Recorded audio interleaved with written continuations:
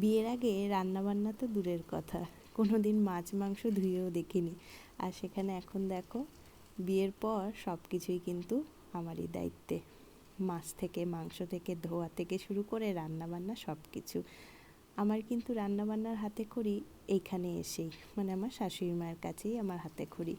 বিয়ের আগে ওই চাউমিন আর চা, এই তো দুটো জিনিস বরাদ্দ ছিল। আর এখানে এসে সব কিছুই।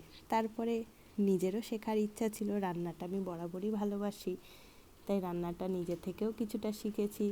তারপরে বাপের বাড়ি যখন যেতাম বিয়ের পরে, মাকে দেখে দেখেও তারপরে শিখেছি। বিয়ের আগে অবশ্য কোনো দিনই ইচ্ছা করতো না যে মা কীভাবে রান্না করছে দেখি, একটু পাশে দাঁড়াই। কিন্তু বিয়ের পর যখন যেতাম দেখতাম মায়ের রান্নার কায়দা কীরকম, আমার শাশুড়ি মায়ের রান্নার ধরন কীরকম, সবারটা দেখে দেখেই শিখে গেছি। তারপর তো এখন নিজেই চেষ্টা করি। তারপর তো সাথে এখন ইউটিউব, গুগল, সব কিছুই তো এখন কত সহজ হয়ে গেছে। এখনকার মেয়েদের রান্নাবান্নার কোনো চিন্তাই আমার মনে হয় করতে হয় না। যেটাই ইচ্ছা একটু ইউটিউব সার্চ করলেই সবাই কিন্তু পেয়ে যায়।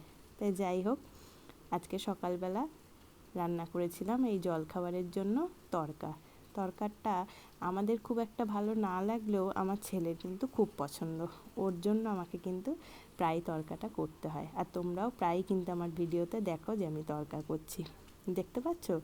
আমার তরকা রেডি হওয়া মানে সবে শেষ হয়েছে আমার তরকারিটা, আর ছেলে চলে এসেছে ওখানে বাটি নিয়ে।